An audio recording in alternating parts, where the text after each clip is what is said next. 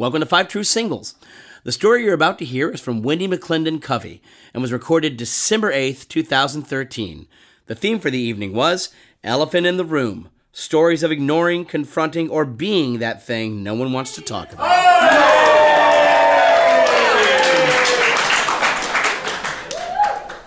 Good, because this has been bubbling in my head for about 20 years.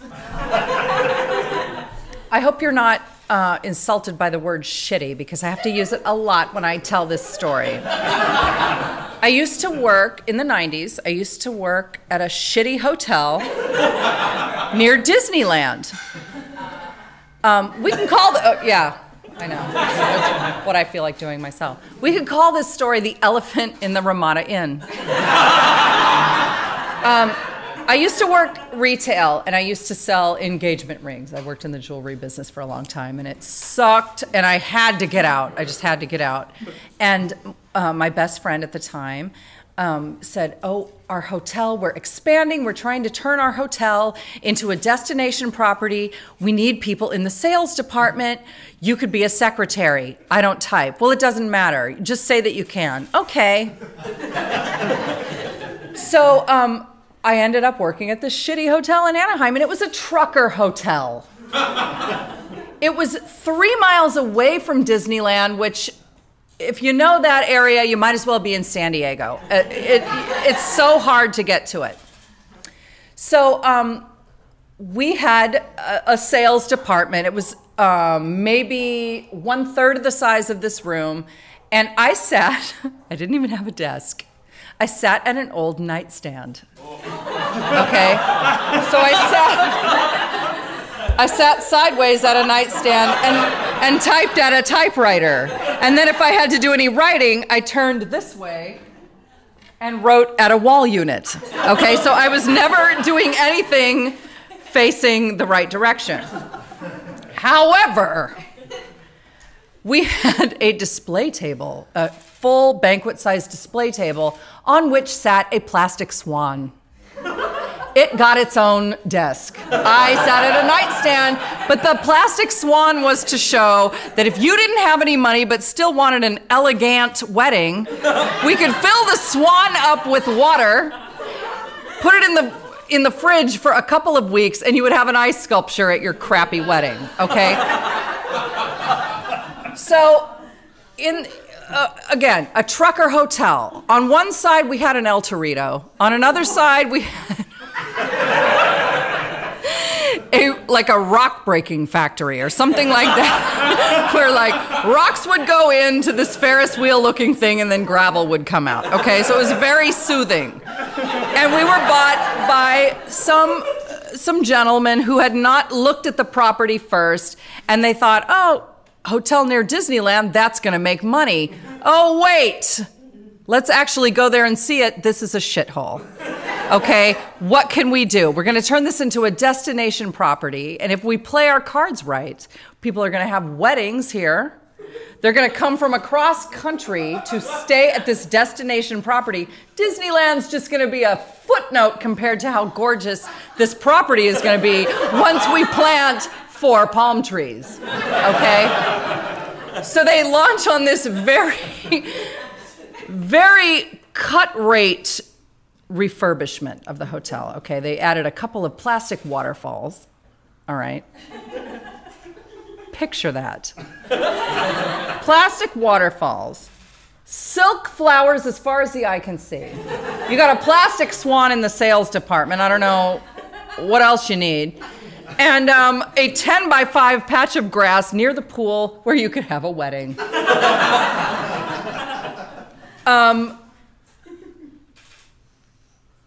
The low-hanging fruit that we were okay, first of all, I couldn't type, and they were just like, are you sentient? Great, you work in the sales department. Our chef was hired on the basis of his handwritten in pencil resume, where it said he would work for $2,400 a year. And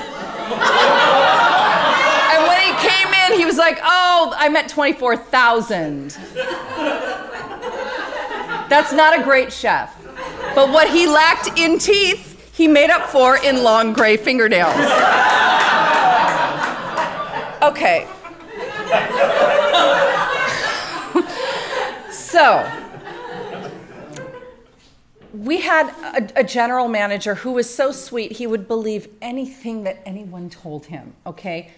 Therefore, people were having sex in the rooms. Like our front desk clerks would like check themselves out, go get a room, have sex with someone, you know. It was not pretty. There were a lot of things going wrong. What I'm saying is we were not set up for success. And this sweet man would give anybody the benefit of the doubt. We had witches working in the housekeeping department who would walk out putting TVs into their hatchbacks. And he would say, "Where are you taking that?" "Oh, my cousin's gonna fix it." "Sounds good to me." The TV would never be seen again. As, you know, the linens, the drapes, I mean, things were being stolen left and right, okay? Money out of the drawers, doesn't matter. There was a good reason, whatever, it's fine. Okay, cut to, all right, we're looking for big tour operators to come and bring their business to our shitty hotel, our shitty trucker hotel. This magic man, also missing teeth. I don't know why that's a theme at the Anaheim Ramada. This man comes in with a business card saying that he's an international tour operator. Now let me blow your minds.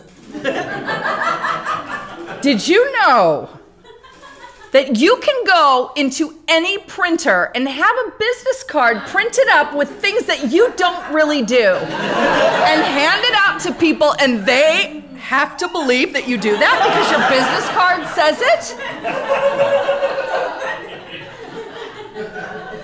This magic gentleman came in and said, I'm a tour operator. I bring people in from Central and South America.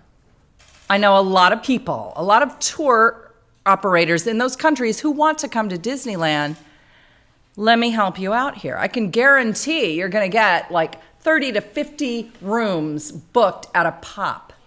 And I can bring about 8 groups in every month. So we're thinking, oh yeah, cash. All right, this works. The only way I can do this is if you give me a room to work out of. Oh, you mean like an office? No, a sleeping room. A sleeping room. And pretty much run of the house whenever I need food or drinks. For my meetings, I need you to do this for me at a moment's notice.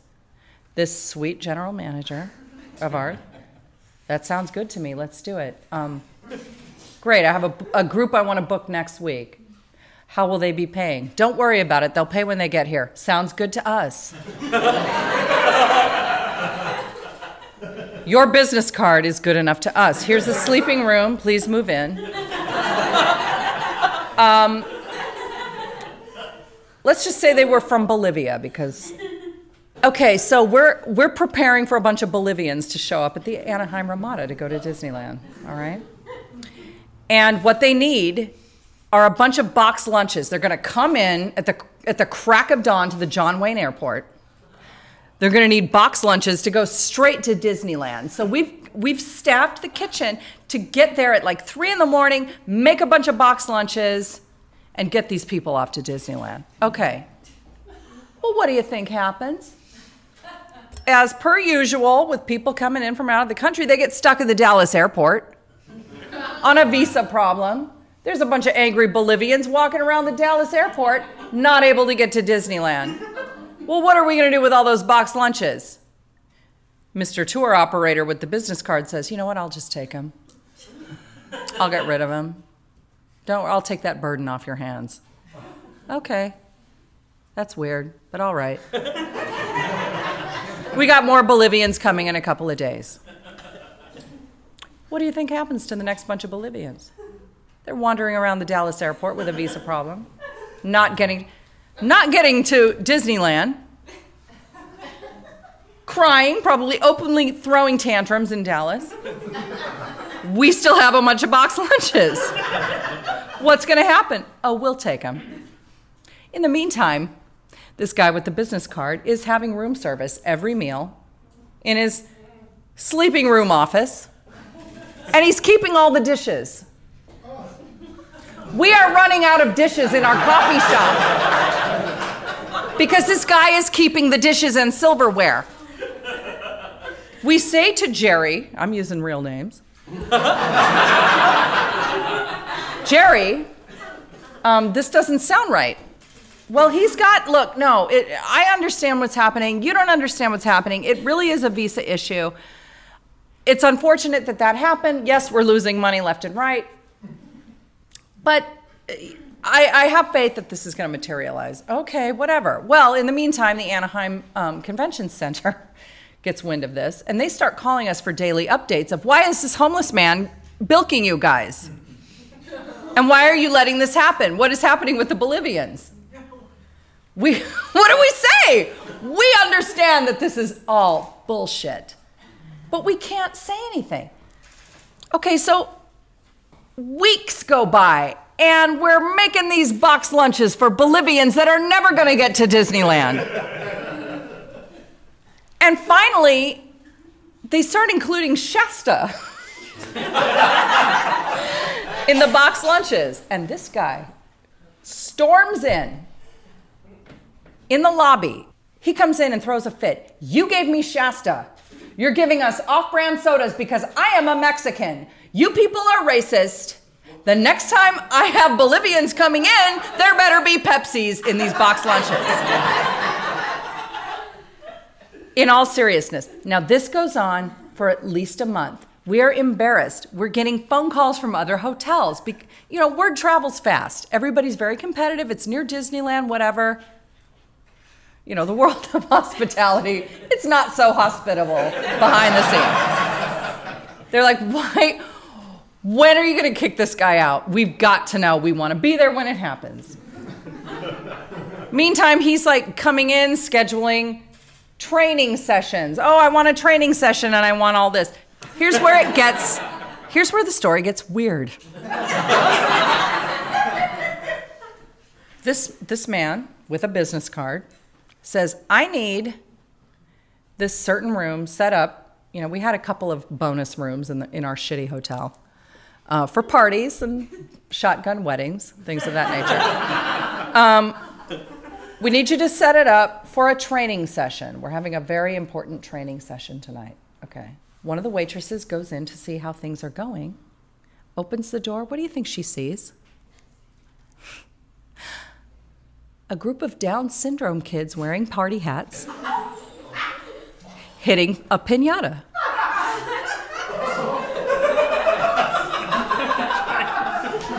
Now here's where the funny part comes.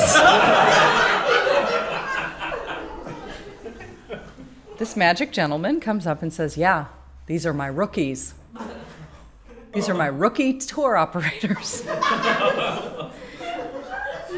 And once they learn what they're doing, I'm going to make a fortune.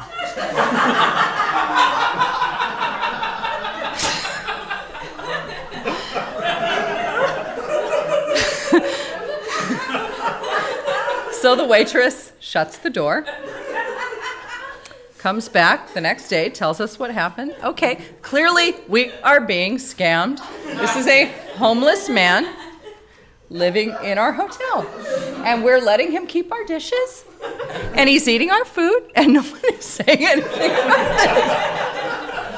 this. What is happening? This is so embarrassing.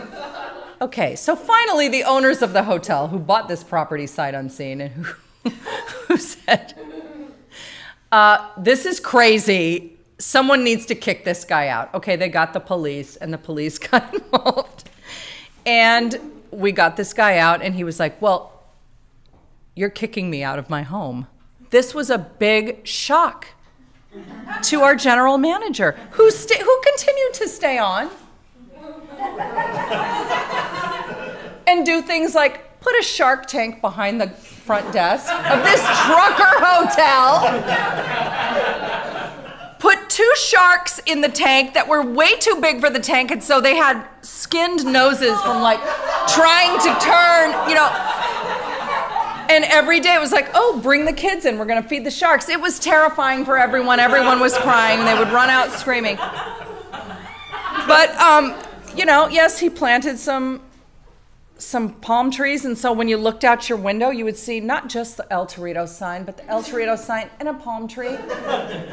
Have your honeymoon there. I guess what I'm saying is, if you ever encounter a disappointed Bolivian who has not gotten to Disneyland, I might know a little bit about that. And I want you to think about this story. And that's it. You're all a bunch of sexy people. The story that you just listened to was the complete truth.